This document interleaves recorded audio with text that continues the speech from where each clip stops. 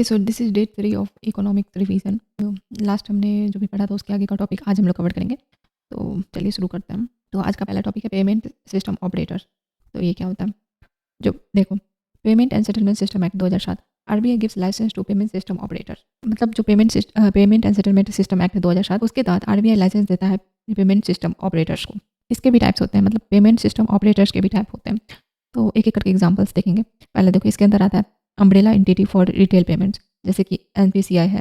इसके बारे में हम पहले लेक्चर में पढ़ चुके हैं। दूसरा है कार्ड पेमेंट गेटवे ऑपरेटर, जैसे कि मास्टर कार्ड, वीज़ा, रुपए, ये सब। तीसरा है क्रॉस बॉर्डर या इंटरनेशनल रेमिटेंस, ये वेस्टर्न यूनियन या मनीग्राम, ये सब इसका एग्जाम्पल है। चौथा है प्रीपेड पेमेंट इंस्ट्रूमेंट पीपीआई, जैसे कि अमेजोन पे, मोबीक्विक, फोनपे, पे यू ईटीसी जो भी है, ये सब प्रीपेड पेमेंट इंस्ट्रूमेंट के उदाहरण है। पांचवा है payment aggregators, they help the merchant to collect payment from customer digitally, example Paytm, Amazon, Google Pay, CCBill या सीसीए वेन्यू, ब्राउज़र पे या स्ट्राइप, ये सब पेमेंट एग्रीगेटर्स के उदाहरण हैं। नेक्स्ट है एटीएम ऑपरेटर्स। एक है SBI ETC on ATMs and white label ATMs by Tata, Muthoot, CD ETC, जो एटीएम ऑपरेटर्स हैं। तो एसबीआई का अपना जो एटीएम होगा वो, देन जो वाइट लेबल एटीएम होता है जैसे कि टाटा, मुथूट, ये सब। नेक्स्ट है फाइनेंशियल मार्केट इंफ्रास्ट्रक्चर। इसके बारे में और पिलर 1 में पढ़ेंगे। बाकी इतना जान लेना कि clearing corporation of India provide digital infrastructure for share, bond, foreign currency etc के लिए जो, एंड ये भी आरबीआई ही देता है। तो इतना अभी के लिए काफ़ी है। देन नेक्स्ट टॉपिक है new umbrella entity for retail payment system 2019। ये क्या है? New umbrella entity for retail payment system 2019। तो Paytm has rival companies like MobiKwik, PhonePe, Mastercard versus Visa, SBI versus Axis Bank. Paytm के पास तो rival companies हैं, but there is no rival company against NPCI. ऐसा कोई भी प्रतिस्पर्धी company नहीं है एनपीसीआई के against. Then NPCI is an umbrella entity for retail payment system. It operates in card payment like RuPay, money transfer like IMPS, mobile apps like UPI and Bheem, ATM network like NFS, etc. 2020 में RBI issued a proposal. If any Indian company interested to complete NPCI like retail payment segment will license them as a new umbrella entity. तो subject to this technical XYZ, इतना बस important है कि RBI ने बोला कि किसी को भी, कोई भी कंपनी जो इंडियन है, अगर वो interested to complete with NPCI like retail payment system will license them as a new umbrella entity. तो इसका बेनिफिट क्या होएगा? एक मिनट। तो इसका बेनिफिट क्या होएगा? तो मोर कंपनीज लाइक एनपीसीआई आएगी, तो मोर कंपटीशन होएगा, then more innovation and cheaper भी होगा सर्विस फॉर यूजर्स। तो ये फायदा हो सकता है। Then Facebook, Google, Amazon, Flipkart and others had applied for new umbrella entity licence, but none of them met RBI का जो एक्सपेक्टेशन था, फ्लिपकार्ट ने अप्लाई करा, अमेजॉन ने अप्लाई करा, गूगल ने अप्लाई करा, फेसबुक ने, बट आरबीआई का जो एक्सपेक्टेशन था उसको मैच किसी ने भी नहीं कर पाया, तो आरबीआई ने एक्सेप्ट ही नहीं करा। देन जनवरी 2023 में क्या हुआ कि RBI has put this licence process on is halt या सस्पेंशन। मतलब क्या हुआ कि जिन कंपनियों ने अर्जी डाली थी उनके अनुभव और काबिलियत में रिजर्व बैंक संतुष्ट नहीं था, इसलिए अभी रिजर्व बैंक ने इसे पूरे मामले को ठंडे बस्ते में डाल दिया है, and there is no rival company against NPCI. So this is the now next topic is third party application provider traps like Google Pay, WhatsApp Pay, ये सब क्या होता है? तो देखो सिंपल है, जैसे कि जीपे है या अमेजोन पे है, तो ये थर्ड पार्टी एप्लीकेशन प्रोवाइडर है। मतलब क्या हुआ कि जैसे कि एनपीसीआई ने अपना सिस्टम बनाया यूपीआई, एंड तो ये उसकी प्रॉपर्टी है, जैसे सिंपल लैंग्वेज में समझो, उसकी प्रॉपर्टी है। तो अगर कोई और उसको यूज करना चाहेगा तो उसको लाइसेंस लेना पड़ेगा उसके लिए। So that is that, and वो लाइसेंस लेने के बाद भी उसको बैंक के ट्रांसफ़र वगैरह करने के लिए एक बीच में उसको पार्टनर चाहिए होगा, पार्टनर बैंक चाहिए होगा, तो तभी वो अपना जो भी पेमेंट सिस्टम्स हैं उसको अपडेट कर पाएगा। तो दिस इज़ दिस। तो यहाँ पे क्या हुआ, क्योंकि जी पे और अमेजोन पे जो भी है तो वो खुद बैंक नहीं है, लेकिन पेटीएम के सिलसिले में क्या हुआ था, पेटीएम का कंट्रोवर्सी क्या हुआ था कि पेटीएम खुद बैंक था। लाइक यहाँ पे पेटीएम बोल रहा है कि I am Paytm Bank and I want to connect with and FASTag ETC. तो एनपीसीआई ने बोला कि यस यूर वेलकम, क्योंकि आपको तो पार्टनर बैंक का भी जरूरत नहीं है, क्योंकि you already a bank. Then क्या हुआ कि जो पेटीएम पेमेंट बैंक का जो लाइसेंस था वो उसको ट्रबल फेस करना पड़ रहा था, क्योंकि आरबीआई ने उस पर कुछ लगाए थे कि तुम फेक अकाउंट्स वगैरह खोल रहे हो एंड ब्लैक मनी वगैरह को बढ़ावा दे रहे हो। इसके लिए उसका जो लाइसेंस था वो ट्रबल में था। तो तब वो फिर से एनपीसीआई के पास गया एंड बोला कि अब जो है आपका जैसे कि लाइसेंस ट्रबल में है, तो अब आपको ट्रैप के तहत लाइसेंस लेना पड़ेगा। देन आपको एक पार्टनर बैंक की भी जरूरत पड़ेगी, and then you will support your money transfers. तो ये कंट्रोवर्सी था पेटीएम को लेकर। नेक्स्ट टॉपिक है डिजिटल पेमेंट रेगुलेटरी बॉडीज। ये क्या है?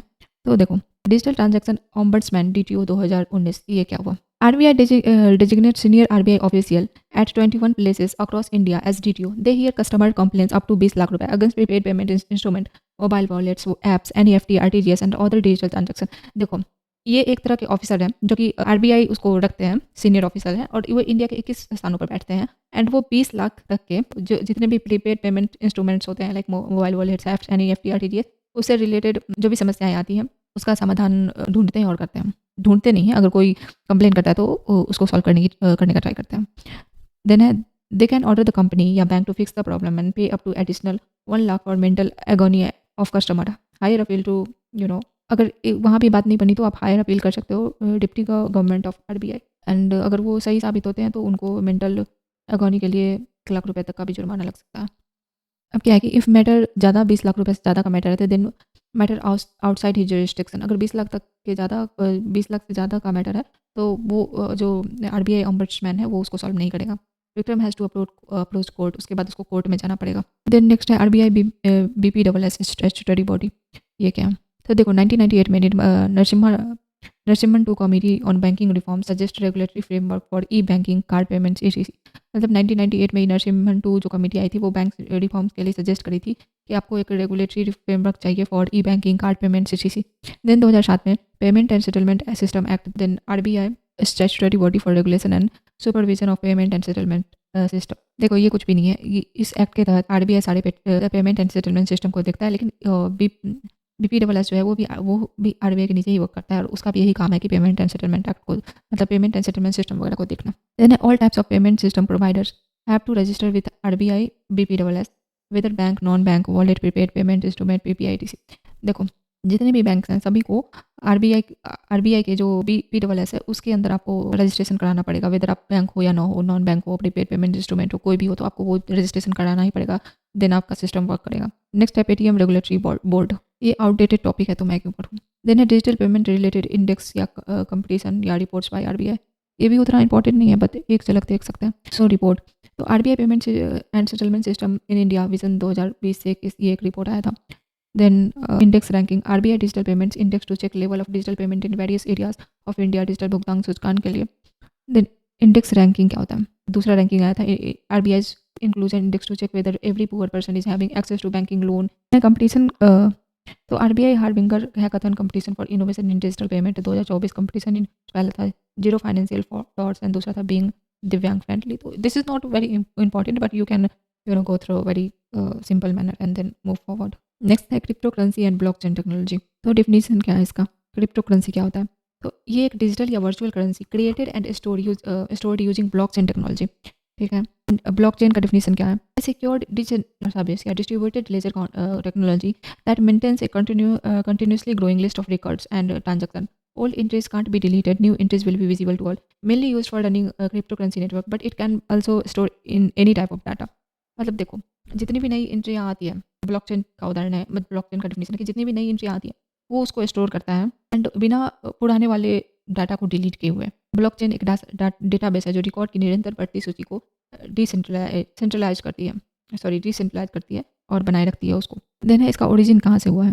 तो एक anarchist groups lost faith in fiat money because USA सब प्राइम क्राइसिस 2007 में हुआ था। तो उसके लिए जो एनार्किस्ट ग्रुप था उसको फिएट मनी में फेथ नहीं रहा, तो eroded the perching power of जो सब प्राइम क्राइसिस हुआ था 2007 में, वो पर्चिंग पावर ऑफ कम हो गया था। They also dislike banks and card companies because of transaction charges on E banking, card payments, MDR, inter operability issue. तो जो अशासनवादी समूहों को सरकार द्वारा जारी की गई मुद्रा नापसंद थी। इन अशासनवादी समूहों को बैंक और कार्ड कंपनियों से भी नफरत था। तो क्या हुआ 2009 में एक एनोनिमस यूजर ने सतोशी नाकामोटो, जिसका नाम था Satoshi Nakamoto, launched crypto currency जिसको बोलते हैं बिटकॉइन। फिर क्या हुआ कि total 21 million bitcoin very in 1 bitcoin equal to 10 to the power 8 satoshi, the smallest unit. Bitcoin का सबसे स्मॉलेस्ट यूनिट है 10 to the power 8 bitcoin, satoshi. And then other examples like Ethereum, Litecoin, Digicoin, Lakshmi coin, Ripple, Dogecoin, ये सब भी bitcoin का ही उदाहरण है। Next topic है हमारा virtual currency and meme coins, example Trump coin, ये सब क्या है? तो देखो वर्चुअल करेंसी एंड देन इसके दो टाइप है, एक तो सरकारी सॉवरेन जो होती है करेंसी एंड देन होता है नॉन सरकारी प्राइवेट करेंसी। तो जो सॉवरेन सरकारी होती है करेंसी होती है उसको सीबीडीसी बोलते हैं, centralised digital currency, centralised digital bank currency इसको बोलते हैं। एंड देन जो नॉन सरकारी या प्राइवेट करेंसी होती है उसको एक नॉर्मल लोगो या इमेज में प्रदर्शित करते हैं। देन दूसरा है फन लोगो या इमेज में। देखो जैसे बिटकॉइन है तो उसमें ऐसा वाला लोगो होगा, लेकिन कुछ लोगों को मस्ती सूझती है तो वो लोग जैसे कि ट्रम्प का एक कॉइन है या फिर इस डॉग का कॉइन है तो ये सब भी बिटकॉइन का ही उदाहरण है, बट ये नॉन सरकारी है, ये प्राइवेट है। देखो, a meme coin is crypto currency named after character, celebrities, animals, art work, etc to be humorous, light hearted. तो इसके लिए है। And then not issued by government, issued by private coders या इंडिविजुअल्स। देन है 2013 में doge coin, photo of Japanese dog is consider to be the first meme coin. फिर 2025 में Trump meme coin, photo of Trump rising a first feast, A 1 unit of Trump meme coin equal to $29 था। मतलब जो Trump का meme coin निकला था, तो उसमें 1 unit of Trump meme coin equal to $29 था। अब नेक्स्ट टॉपिक है hot wallet versus cold wallet. ये क्या होता है? तो देखो, just like you store money in Paytm या digital wallet, you can store Bitcoin and other cryptocurrency in crypto digital wallet. Such wallet could not be hot wallet or cold wallet. देखो, जैसे कि हम लोग अपना पैसा पेटीएम डिजिटल वॉलेट में store कर सकते हैं, तो वैसी तरह हम लोग बिटकॉइन को भी एंड अदर क्रिप्टोकरेंसी होती है, उसको डिजिटल वॉलेट में स्टोर कर सकते हैं। उस तरह का वॉलेट जो होता है वो या तो हॉट वॉलेट हो सकता है या कोल्ड वॉलेट हो सकता है। तो hot wallets are connected to the internet से जो कनेक्टेड होता है उसको हॉट वॉलेट बोलते हैं। Wallets are not connected to the internet, like वो यूएसबी या पेन ड्राइव वगैरह से कनेक्टेड होगा, तो that is cold wallet. Next topic है crypto winter in bitcoin prices. ये क्या है? तो बिटवीन 2021 टू नवंबर 2022 जून में bitcoin fell from $70,000 to $20,000 $30,000, 40% loss हुआ। And similar situation in many other cryptocurrency. Some experts fear the price will remain frozen in the range of for upcoming months, hence using the term crypto winter to denote it. Crypto मुद्राओं के दाम गिर गए और वापस नहीं चढ़ रहे थे। लगातार ही क्रिप्टो बाजार में सर्दी या ठंडी जम गई थी।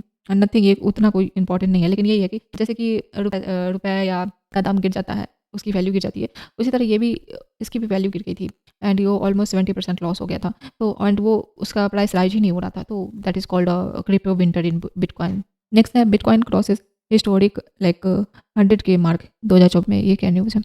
तो 2024 में एक बिटकॉइन जो था वो ऑलमोस्ट $60,000 रेंज पर पहुंच गया था इस साल।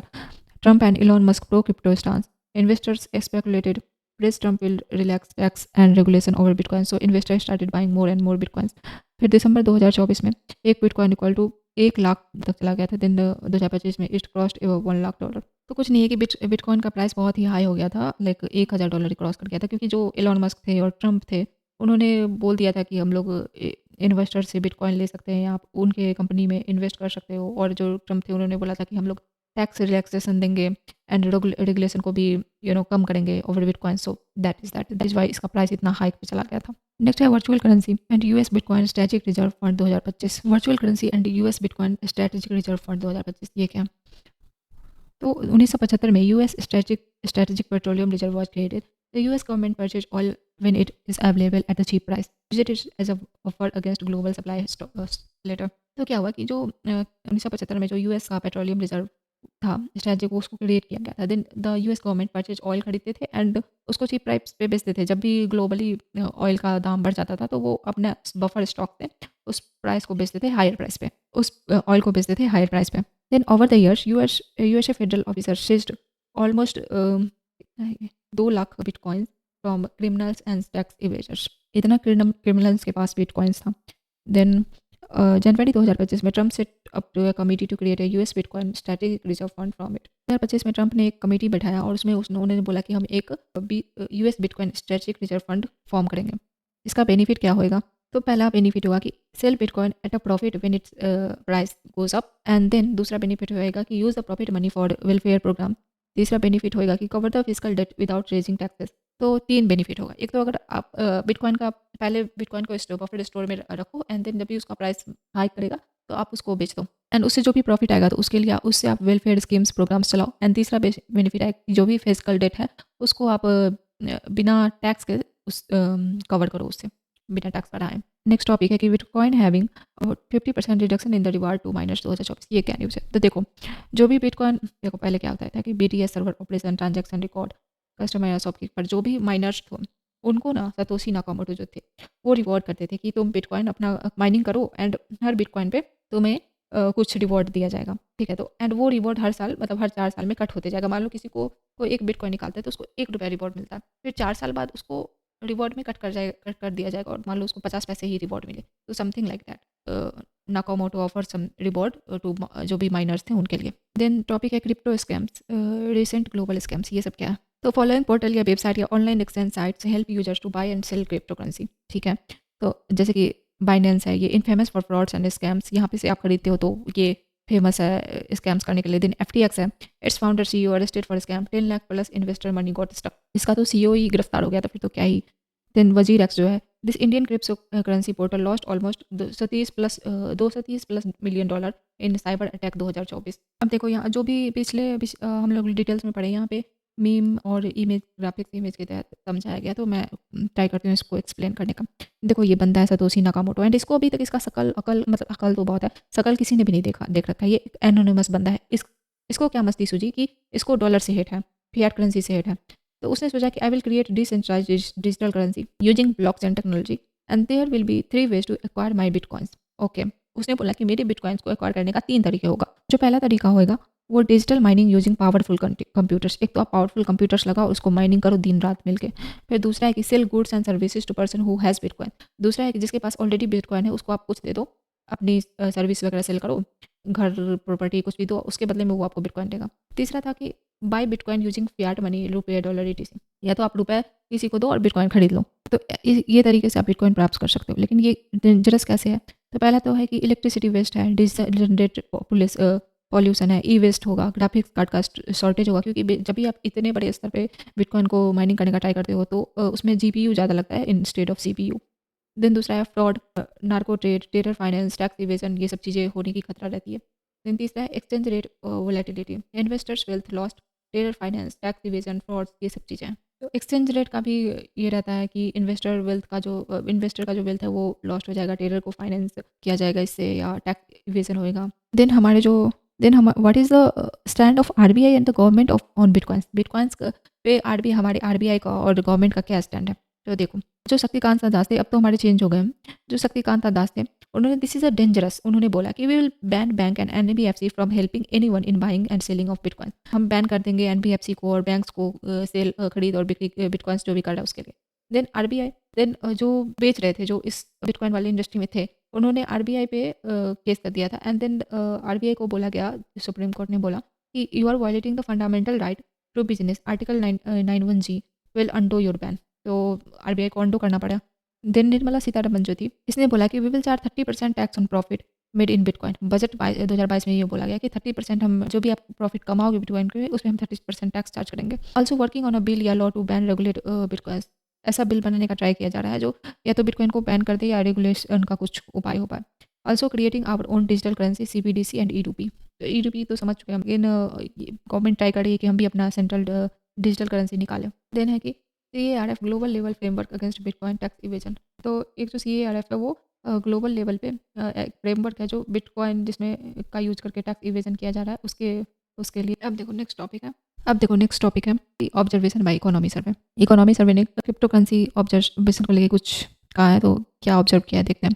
तो crypto currency are primarily held by a few big players whales, so they can manipulate the prices by manipulating the supply. उन्होंने कहा कि ये एक primarily held by big players है, so they can manipulate the price और the manipulating the supply, ये सब कर सकते हैं। Problems related to electricity consumption, tax evasion, abnormal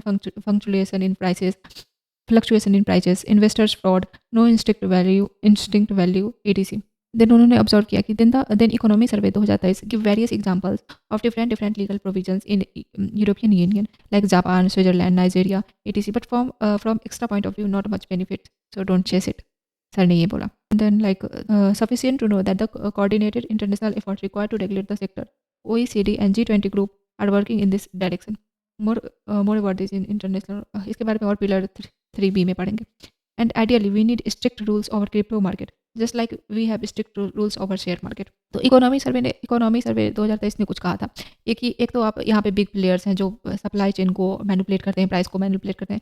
दूसरा कि इस पे टैक्स इवेजन का खतरा बहुत है, इलेक्ट्रिसिटी कंजम्पशन बहुत हो रहा है, एबनॉर्मल फ्लक्चुएशन हो रहा है, इन्वेस्टर्स फ्रॉड कर रहे हैं, इंट्रिंसिक वैल्यू अंतर्भूत मूल्य नहीं है कि इसको बेच के आप कुछ कर लो या कुछ बना लो, समथिंग लाइक दैट, वो सब कुछ नहीं है। देन जो यूरोपियन यूनियन है, जैसे countries like Japan, Switzerland, Nigeria, ये सब अपने पॉइंट ऑफ व्यू से इसको चेस कर रही है, इसके बेनिफिट्स को देख रही है। तो यूरोपियन यूनियन अपने हिसाब से डिफरेंट लीगल प्रोविजंस लेके आ रही है, तो वो चीज़ें हैं। एंड देन है कि एक बहुत ही स्ट्रॉन्ग हमें सिस्टम चाहिए to regulate all of this things, and बहुत स्ट्रिक्ट रूल चाहिए। जैसे कि हमारे पास शेयर मार्केट के लिए रूल्स एंड रेगुलेशन है टू कॉन्कर द प्रॉब्लम्स, उसी तरह हमें क्रिप्टो के लिए भी एक स्ट्रॉन्ग रूल चाहिए। सो ये इकोनॉमी सर्वे का 2023 का कुछ ऑब्जर्वेशन था। ये मेंस के लिए basically it's good for mains. Crypto currency profit पे 30% टैक्स एंड 1% टीडीसी बजट 2022 में बोला गया था। तो इसको हम लोग पिलर 2 में पढ़ेंगे, सो अभी के लिए इसको रहने देते हैं। देन टॉपिक है crypto currency band in other nations. ये क्या है? जैसे कि नेपाल, अल्जेरिया, इजिप्ट, को टर्की, ईरान, एटीसी, इन जगहों पे Nepal, Algeria, Egypt, Morocco, Turkey, Iran, इन जगहों पे बिटकॉइन जो है इनलीगल है। Prohibited the banks from providing buying or selling or investing services for Bitcoin, etc. and cryptocurrencies. After this crackdown, Bitcoin prices fall by 30%. जब से चाइना ने prohibit किया है कि आप कोई भी चीज़ के लिए, बाइंग के लिए, सेलिंग के लिए, इन्वेस्टमेंट के लिए, सर्विस के लिए आप क्रिप्टो करेंसी या बिटकॉइन का यूज नहीं कर सकते। जब से ये चाइना ने बोला है उसके बाद इसका प्राइस जो है 30% गिर गया है नीचे। नेक्स्ट है crypto currency development in some countries. ठीक है, नॉट वेरी इंपॉर्टेंट बट हम लोग थोड़ा थोड़ा देखेंगे एंड आगे बढ़ेंगे। तो वेनेजुएला, एक मिनट क्या, तो वेनेजुएला, तो ये जो देश है इसके पास 2 लीगल टेंडर्स हैं। एक bolivar paper currency issued by government and दूसरा है petro crypto currency issued by government. तो गवर्नमेंट ने यहाँ पे जो एक पेट्रो क्रिप्टो करेंसी है उसको भी इशू किया है, ये लीगल टेंडर वहाँ पे। देन दूसरा है मार्शल आइलैंड, तो यहाँ इसका कैपिटल है Majuro. Sovereign state having free association with USA for defence, social security, budget. Legal tender was, यहाँ पे जो लीगल टेंडर के लिए यूज किया जाता है वो है US डॉलर। बट 2018 फरवरी में become first country to launch sovereign crypto currency named sovereign. So now 2 legal tenders, एक तो US डॉलर एंड एक SOV। तो जो मार्शल आइलैंड है वो वहाँ पे US डॉलर लीगल टेंडर था, बट इसने खुद का क्रिप्टो करेंसी लॉन्च कराया जिसको बोलते हैं सॉवरेन, एंड वहाँ पे अब 2 लीगल टेंडर हैं। नेक्स्ट है अपना अल सल्वाडोर। तो अल सल्वाडोर जो है यहाँ पे 2 लीगल टेंडर्स है, एक तो US डॉलर एंड दूसरा बिटकॉइन। 2021 से यहाँ पे लीगल टेंडर है। Thus El Salvador is the first nation in the world to allow bitcoin as a legal tender. Next है भूटान। तो Bhutan requires foreign tourist to pay daily tourist fee in addition to hotel, food etcetera. But 2020 में corona tourist का flow कम हुआ। भूटान ने basically allow करा था कि आप बिटकॉइन का यूज करके पे वगैरह कर सकते हो। दिन 2023 में Bhutan decreases tourist fee from $200 to $100 to attract tourist. दिन 2025 में Bhutan allows tourist to pay for hotels, food, taxi, etc using crypto currency with help of crypto company named Binance. Binance नाम का एक क्रिप्टो कंपनी है। तो जहाँ भूटान ने बोला कि आप इस कंपनी के क्रिप्टो करेंसी आप होटल्स में, फूड में, टैक्सी वाले को भी दे सकते हो। तो भूटान ने ये कहा। वैसे तो भूटान का ही नुकसान नहीं है अलाउ करने में, बट फिर भी। देन पाकिस्तान को क्या चाहिए?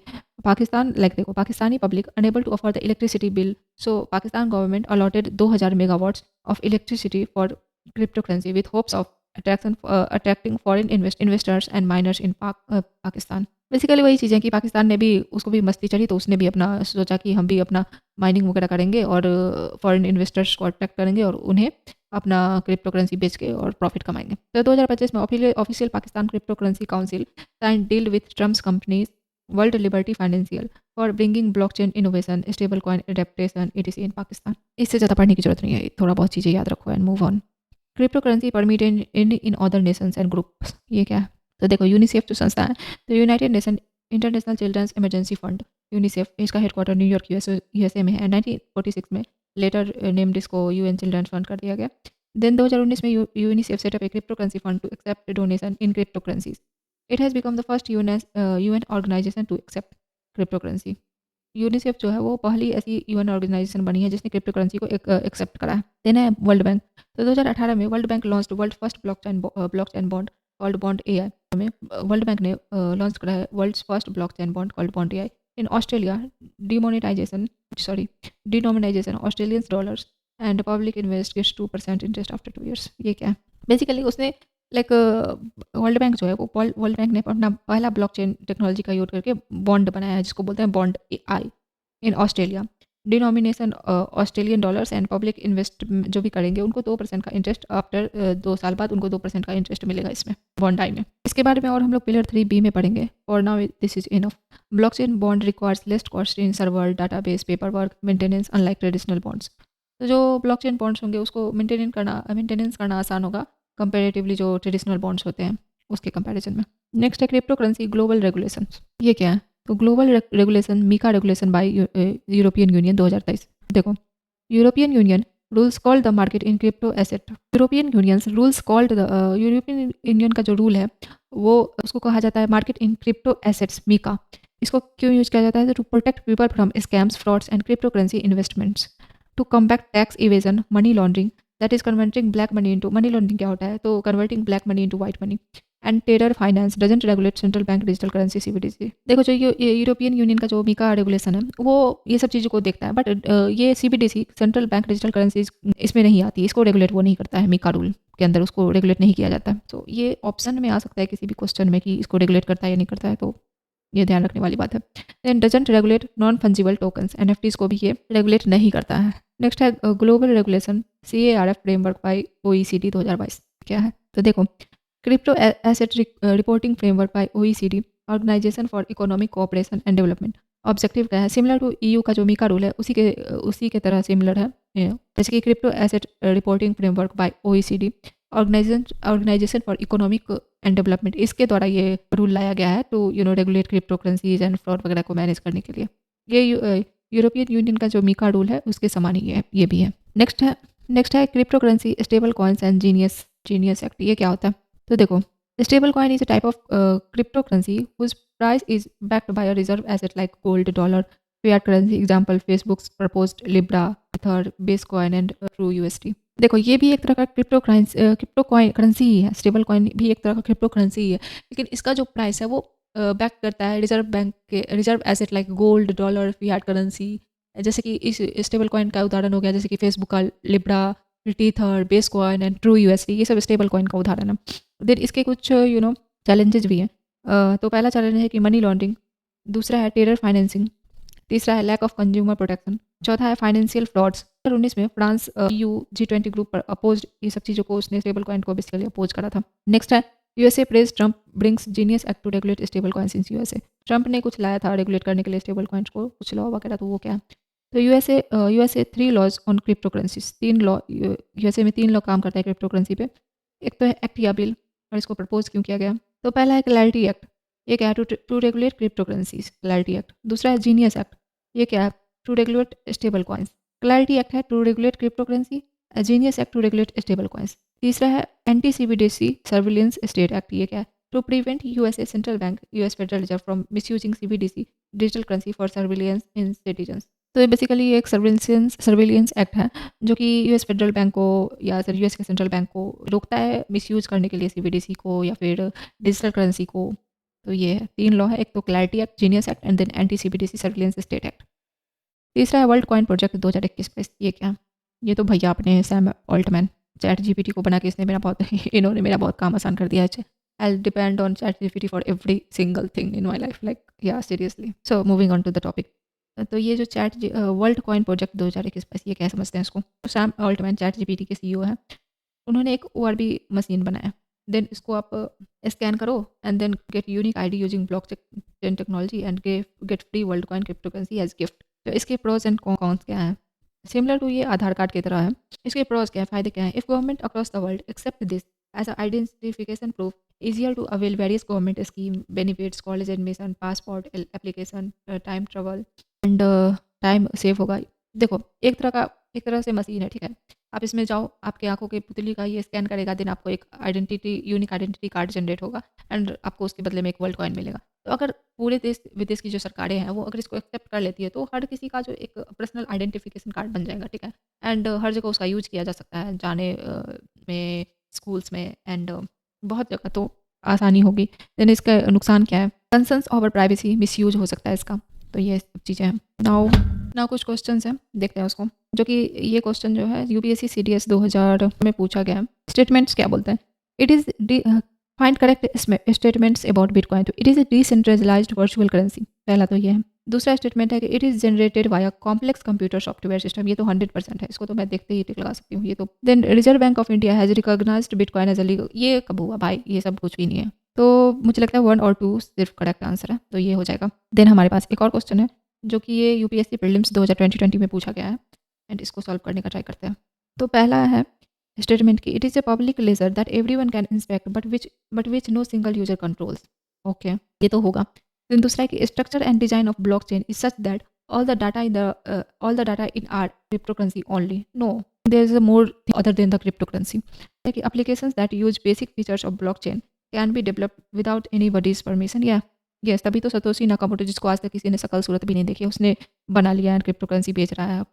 तो यहाँ पे I think D option is a correct, 1 and 3 only. देखो ये क्या है, सेंट्रल बैंक डिजिटल करेंसी, तो देखो, जब भी बैंक क्यों ना नोट को कागजी स्वरूप में ना छाप के बल्कि डिजिटल स्वरूप में जारी कर दिया जाए, that is central bank digital currency. तो देखो, शक्तिकांत दास जो है उन्होंने बोला कि 2 से 2000 currency notes in physical equal to problems होगा। तो let me issue the currency notes digital form instead of printing. तो उसको बोलेंगे CBDC या ई-रूपी, ठीक है। देन आप ई-रूपी का यूज करके, ये सब चीज़ें हम नेक्स्ट पैराग्राफ में पढ़ेंगे।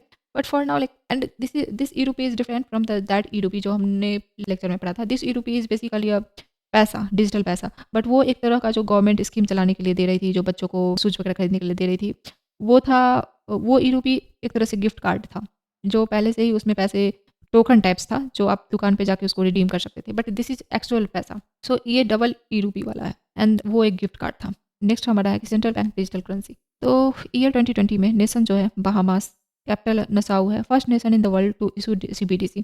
देन पेपर करेंसी है बहामास का, Bahamian dollar BSD। CBDC digital $, also called sand dollar, issued non interest bearing CBDC। इसने बहामास ने बेसिकली ये बनाया है। दूसरा है 2021 में नाइजीरियन कैपिटल इसका अबूजा है, इसका पेपर करेंसी नाइडा है, लेकिन इसने द ई नाइडा या non interest bearing CBDC launch करा है। तो ये सब लिटिल टॉपिक्स हैं। नेक्स्ट है इंडियन CBDC सिंबल क्या है इसका। देखो, जो नॉर्मल रुपया है उसका तो ये सिंबल है, एक तो ऐसे एंड देन एक INR। बस CBDC रुपये का सिंबल होगा ई और e and then this symbol and then e and फिर INR, this is a symbol of. Next topic है CBDC होलसेल वर्सेस रिटेल। ये क्या होता है? तो देखो, presently RBI doing trials, experiment, pilot studies in 2 segments. Okay, तो एक तो है टाइप, तो CBDC रिटेल, दूसरा है CBDC होलसेल। तो ट्रायल पर्पस क्या है इसका? तो person to person, then CBDC retail में आप पर्सन टू मर्चेंट ट्रांजेक्शन कर सकते हो। CBDC होलसेल में आप secondary market transaction in government securities, then inter bank borrowing for short term loans, then cross border payments के लिए भी आप CBDC होलसेल का उपयोग कर सकते हो। इन डिटेल में इसको जानते हैं। तो CBDC जो रिटेल है, given in present hand out, इसमें दिया गया है। देन और जो CBDC होलसेल है, इसको हम पिलर 1C में पढ़ेंगे। ओके, सो यहाँ पे कुछ इमेज के द्वारा समझाया गया है। जो देखो, कसिनो वगैरह जो होते हैं, give legal tender two by token chips या फ्रॉम कसिनो। देखो, आप जाते हो कसिनो में तो वहाँ आपको इस तरह का कॉइन्स दिया जाता है, देन यू प्ले, अगर आप जीतते हो तो वो आपको उसके बदले में पैसे देते हैं। सो वो एक तरह से हुआ। So token represent money inside casino. Casino के अंदर जो वो टोकन है वो मनी को रिप्रेजेंट करता है। सिमिलरली CBDC एक डिजिटल टोकन है that represents legal tender. Next क्या है? ई-रूपी या Indian CBDC equal to digital token of legal tender. Indian CBDC e-rupee is based on blockchain technology. Okay. Indian CBDC is a digital token that represents legal tender. Okay. E-rupee created under RBI Act 34 by amending some sections in 2022. Okay. RBI has issued e-rupee on behalf of government of India. Okay. ये सब तो छोटी मोटी चीज़ें हैं, you can remember. Then e-rupee is a liability of RBI. Example similar to cash note.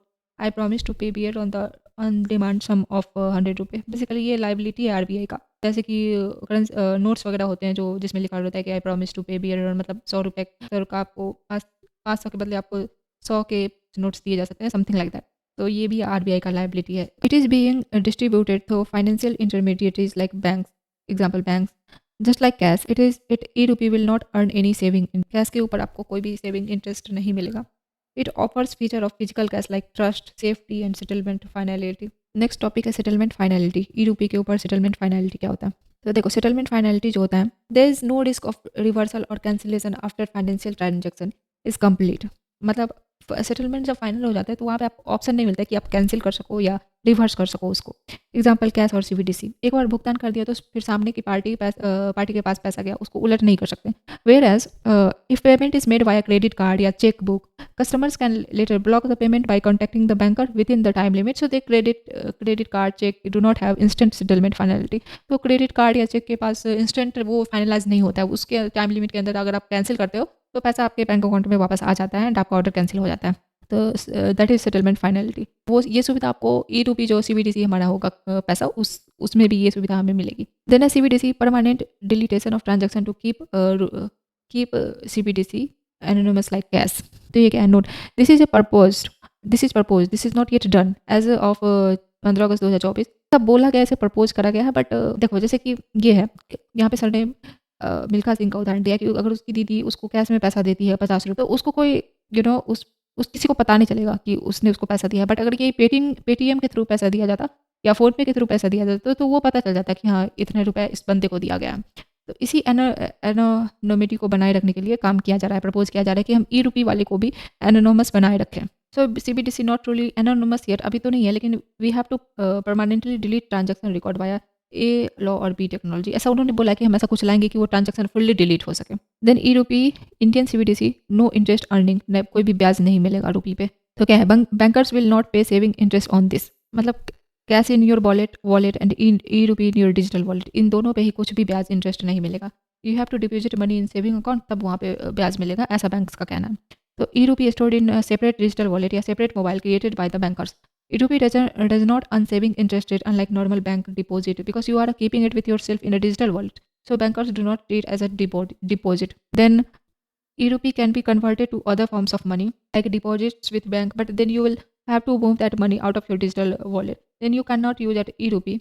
ब्याज कमाना है तो आपके पास जो ई रुपी होएगा आप उसको सेविंग अकाउंट में ट्रांसफर करो, फिर वहाँ पे आपको ब्याज मिलेगा। अदर देन अगर आपके वॉलेट में है एंड ई रुपी के रूप में है तो आपको एक कुछ भी ब्याज नहीं मिलने वाला है। Bankers will not give you any interest. Presently जो ई रुपी है इसी जो है can be use for person to person and person to merchant.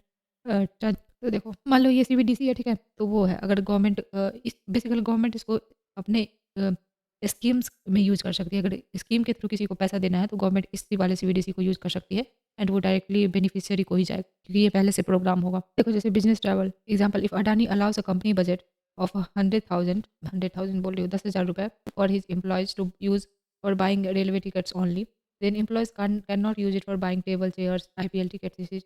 वो पहले से। दूसरा है एक्सपायरी वैलिडिटी। ये क्या होता है? Example, the university gives the stipend to students to buy book with in 1 month of admission. If a student does not buy the book, then the money will be returned back to the university. मतलब एक certain limit time period दिया जाएगा, उसमें आप पहले से वो digital coin जो है वो it can not be used outside this XYZ GPC coordinate. And यहाँ पे देखो ये जो CBDC है वो RBI का प्रोडक्ट है एंड वो जो ई रुपी था जो कि टोकन था एक तरह से गिफ्ट कार्ड के रूप में गवर्नमेंट स्कीम्स सूज बच्चों के सूज बुक खरीदने के लिए जो दे रही थी वो ई रुपी था। तो don't mix this things together. अब यहाँ पे ओके नेक्स्ट है ये जो है वो Fiat money and legal tender. तो जो ई रुपी डबल ई वाला ई रुपी है वो फियाट मनी लीगल टेंडर सब होगा। नेक्स्ट है बेनिफिट्स ऑफ सीबी का क्या बेनिफिट है? तो CBDC sovereign digital fiat money या digital based money will provide following benefits. तो पहला है cost printing and transporting physical currency. Notes में भी दो तरह के, whether money is reaching the intended beneficiary or not. From where did the businessman accumulate this money? Did he pay an appropriate amount of tax or not? Is auto alert to the income tax department for tax evasion. एक तो बोला RBI ऐसा कुछ लेके आ रहे हैं कि anonymity बनी रहेगी, किसने किसको कितना पैसा दिया, आप ट्रांजैक्शन को डिलीट कर सकते हो। बट अगर गवर्नमेंट कोई स्कीम चला रही है और गवर्नमेंट पहले से उस ई रुपी को प्रोग्राम कर चुकी है तो वो डायरेक्ट बेनिफिशियरी तक वो पैसा पहुंच रहा है या नहीं पहुंच रहा है, इसको गवर्नमेंट ट्रेस कर सकती है। तो both are the different things. मतलब उसका एनोनिमिटी बना भी हुआ है लेकिन जब सर्टेन कंडीशन के साथ CBDC डेवलप होएगा तो उसमें एनोनिमिटी नहीं रहेगी क्योंकि गवर्नमेंट चेक करेगी कि whether the money is reaching to the beneficiary और नॉट। एंड दूसरा है कि बिजनेसमैन के केस में भी अगर वो टैक्स इवेजन वगैरह करने का कोशिश करता है तो ये जो है वो सिस्टम जो है वो इनकम टैक्स डिपार्टमेंट को। नेक्स्ट है फोर्थ फायदा क्या है? Possible to develop programmable currency. Example, government transferring 6,000 in poor farmers account with the conditions like it must be spent within next 15 days buying seed, farming tools and as a government global money transfer more easier. Example, in future China may give digital yuan currency loans directly to Ghana without converting to US dollars and without using swift messaging system. देखो future में क्या होगा कि loan transfer करना भी easy हो जाएगा। जैसे कि चाइना को अगर लोन चुकाना है तो वो डिजिटल युआन का करेंसी का यूज़ करके डायरेक्टली घाना को दे सकता है, उसको US डॉलर में कन्वर्ट करने की कोई ज़रूरत नहीं पड़ेगी एंड उसमें स्विफ्ट मैसेजिंग सर्विस वगैरह का भी यूज़ नहीं। But they are not relevant for mains rather than prelims. Prelims के लिए ये उपयोगी नहीं है, मेंस के लिए हम जब मेंस का हैंड आउट भी है एंड जब क्लासेस होंगी तब देखा जाएगा। नेक्स्ट है चैलेंजेस ऑफ CBDC, इसकी चुनौतियाँ। तो देखो digital divide, financial literacy, access points, digital उपकरणों की उपलब्धता नहीं है उतनी, वित्तीय साक्षरता का अभाव है, डिजिटल भुगतान इस्तेमाल करने के पहुंच बिंदुओं में कमी है। इसमें सर्टेन सब टॉपिक्स हैं कि not everyone has electric gadget और internet connectivity, not everyone knows how to operate bank account digitally, then not every village shopkeeper accepts payments in digital form. तो ये सब चुनौतियाँ हो सकती हैं। Then cyber nuclear attack, nuclear disaster, if electricity stops economy will stops functioning. तो ये भी एक प्रॉब्लम है। Then maintaining the blockchain 24 hour use server और इलेक्ट्रिसिटी, ई वेस्ट होगा, पॉल्यूशन जनरेट होगा। ये सब प्रॉब्लम आ सकती है। नेक्स्ट है e rupee CBDC interoperability permitted with UPI QR codes. देखो 2021-22 में CBDC trials experiment started in few cities. So bankers have developed separate apps to use CBDC money. देखो वॉलेट का पैसा हम कैसे यूज कर सकते हैं, कैसे यूज करते हैं, क्योंकि उसको हम सेविंग अकाउंट में से वॉलेट में ट्रांसफर करते हैं, देन हम यूज करते हैं। उसी तरह इस वॉलेट का पैसा उसके लिए ऐप है। तो सीबीडीसी का जो ई-रूपी है, फिर आप वहाँ से पैसा यूज कर सकते हो। तो देखो जैसे कि एसबीआई का यूनो ऐप है नॉर्मल मनी के लिए, can scan and pay UPI QR codes, ऐसा था। Now after 2023 can scan and pay UPI codes, but जो एसबीआई का ई रूपी ऐप है होगा to use CBDC money can't scan UPI QR codes, it required separate code. And then 2024 के बाद can scan and pay UPI codes, पहले ऐसा नहीं था बट अब ऐसा कर दिया गया कि ये स्कैन एंड पे कर सकते हो। तो इंटरऑपरेबिलिटी पहले अपसेंट था कि आप एक ही ऐप से नहीं कर सकते। आपको नेक्स्ट है e rupee CBDC wallet, non banks can also create wallets. 2024 अप्रैल की बात है ये। तो देखते हैं पहले क्या था कि banks had created wallets app for using CBDC, example HDFC bank digital rupee app, then e rupee app वाईसी एसबीआई। आफ्टर ये अवेलेबल है, यस अभी भी अवेलेबल है। Non banks example PhonePe, Amazon Pay could not create such wallet and app. Now RBI allow कि जो non banks हैं Amazon Pay, PhonePe, देखो कुछ क्वेश्चन यहाँ पे हैं। तो पहला क्वेश्चन है कि find the correct about CBDC currency. तो पहला है कि it is into it such a time frame for spending it, topic में पूछा गया है। It is sovereign currency issued by RBI in alignment with its monetary policy. एक sovereign currency है इशूड, ये एक सॉवरेन करेंसी है issued by RBI in alignment with its monetary policy. ऐसा तो कुछ नहीं मैंने पढ़ा है। Appears as a liability in RBI balance sheet, होगा लाइबिलिटी तो है। It is insured against inflation by its very design. दो तो सही है बट मुझे फर्स्ट और थर्ड स्टेटमेंट नहीं कुछ समझ आ रहा है। फोर्थ है it is freely convertible against commercial bank money and cash, freely convertible against commercial bank money and cash. Yes आप कर सकते हो। तो statement like wait a minute, the statement two is correct, one is wrong, तो दो correct होगा and four भी correct होगा। तो ये दोनों तो पहले ही कट गया, दो करेक्ट होगा और फोर भी करेक्ट होगा। तो मुझे लगता है सी आंसर होगा। फिर देखेंगे जब सर नेक्स्ट क्लास में इसको सॉल्व करवाएंगे। तो यहाँ पे भी लिखा I will solve this MCQ after finishing pillar A12 monetary policy since terms given. वो अभी तो सॉल्व, लेकिन मेरे हिसाब से ये आंसर तो ये होना चाहिए, नहीं तो सी और डी में से कोई ना होना चाहिए। नेक्स्ट टर्म है फंजिबिलिटी। क्या होती है? डायमंड जो है वो फंजिबल नॉट फंजिबल है, क्योंकि 100 कैरेट डायमंड का आप उसको तोड़ के ये नहीं कर सकते कि हाँ ठीक है मैं डायमंड को तोड़ देता हूँ, फिर एक टुकड़ा जो होगा उसका कोई कीमत होगा और उसके कीमत से आप एक हॉर्स खरीद सकते हो। मतलब पूरा डायमंड का जो कीमत होगा उससे आप एक हॉर्स खरीद सकते हो। बट अगर आप तोड़ देते हो, लाइक उसको उसका बन जाता है टूट के, तो फिर वो उससे आप हॉर्स बाय नहीं कर सकते। तो डायमंड नॉट फंजिबल है, उसका कोई फिक्स प्राइस नहीं है। तो देखो यहाँ पे आइटम्स दिए हुए कि कौन सा फंजिबल है नॉट फंजिबल है। तो देखो पहले 500 रुपये का note, can it divided in smaller units. So yes, क्योंकि आप 100 का फिर 500 का आप 100 रुपये 100 का 5 नोट भी ले सकते हो। दूसरा क्वेश्चन है कि is mutual substitution possible in terms of value. तो यस 100 रुपये का आप 5 नोट दो, can buy same quality of goods and ऐसे। देखो 500 रुपये का आप 100 नोट रुपये का आप 5 नोट दो या 500 का एक नोट दो, उससे आप सेम क्वालिटी की चीज़ें खरीद सकते हो, सेम अमाउंट की चीज़ें खरीद सकते हो। तो ये फंजिबल है। दूसरे हैंड पे है एक गोल्ड बार। तो ये देखो 100 ग्राम का गोल्ड बार है, तो 10 बिस्किट्स होगा तो वो 1 kg का गोल्ड बार हो जाएगा। तो ये भी फंजिबल है, क्योंकि यस 100 ग्राम का into 10 biscuit can buy same quality of gold as. देखो 1 ग्राम का केजी का गोल्ड बार उतना ही सामान खरीदेंगे हम उससे भी जितना हम 100 ग्राम का 10 गोल्ड बार से खरीदेंगे। तो ये भी फंजिबल होगा। देन 1 बिटकॉइन, तो ये भी फंजिबल है, क्योंकि एक बिटकॉइन में 10⁸ सतोशी कॉइन्स होता है। तो यस 1 बिटकॉइन का वैल्यू जो होगा 10⁸ सतोशी होगा। तो आप एक बिटकॉइन दो या फिर 10⁸ से सतोशी दो, उस वो भी फंजिबल है, उससे भी सेम ही अमाउंट का सामान करता जाएगा। देन है 10 ग्राम का सिंगल डायमंड। तो ये फंजिबल नहीं होगा, क्योंकि bigger single piece diamond consider to be more precious और valuable than small pieces diamond. So 100 gram का single big diamond not equal to 1 gram into 100 small diamonds in terms of value. तो ये नहीं होगा, क्योंकि एक बड़ा डायमंड रहेगा उसका वैल्यू और एक टुकड़ा में डायमंड रहेगा उसका वैल्यू, दोनों का वैल्यू डिफरेंट होगा। Share and bonds not possible, इसको हम लोग आगे के पिलर्स में पढ़ेंगे। NFT नॉट पॉसिबल, इसको भी हम लोग अलग पढ़ेंगे। टॉपिक है फंजिबिलिटी ऑफ CBDC।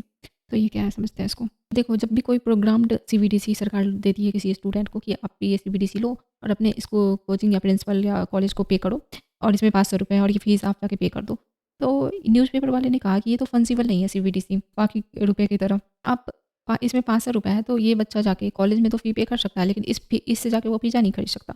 तो RBI ने बोला कि ये डेफिनेटली फंजिबल है, क्योंकि आफ्टर सर्टेन पॉइंट जाके ये भी नॉर्मल रुपए की तरह ही काम करेगा। क्योंकि देखो जब ये स्टूडेंट जाके ये डिजिटल बैंक करेंसी जाके इसको दे देता है तो यहाँ पे ये प्रोग्राम खत्म हो जाएगा और उसके बाद ये प्रिंसिपल इस पैसे का जाके पिज़्ज़ा भी खरीद सकता है। सो आफ्टर सर्टेन पॉइंट ये फंजिबल ही है नॉर्मल पैसे की तरह। यहीं पे यही समझा गया है कि नॉर्मल पैसे की तरह ही है। In that case as soon as the book is purchased the money goes to the book shop owner and money again become fungible because the book shop owner can use the money for any purpose. ये है। The student doesn't buy the book, CBDC money goes back to the school and fungibility is restored because the school admin can use it for any other purpose. तो वही बात है कि programmed है तो उससे क्या हुआ आफ्टर सर्टेन पॉइंट वो जब वो प्रोग्राम खत्म हो जाएगा तो स्कूल का प्रिंसिपल या स्कूल कॉलेज उसको उसी तरह यूज़ कर पाएगा जैसे कि नॉर्मल पैसा यूज़ किया जाता है। Thus programmability does not violate या destroy fungibility of rupee, it is only a specific use binding, said RBI governor ने ऐसा बोला। वह नॉन फंजिबल एनएफटी टोकन क्या होता है,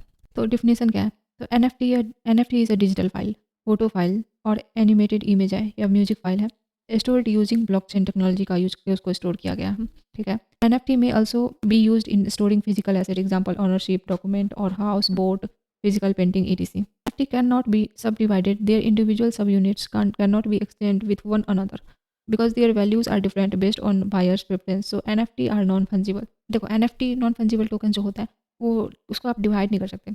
मान लो ये कोई फोटो फ्रेम है, ठीक है, इसको मैं डिवाइड कर देती हूँ तो ये इसका डिफरेंट डिफरेंट वैल्यू होगा लेकिन वो डायमंड की तरह हो जाएगा।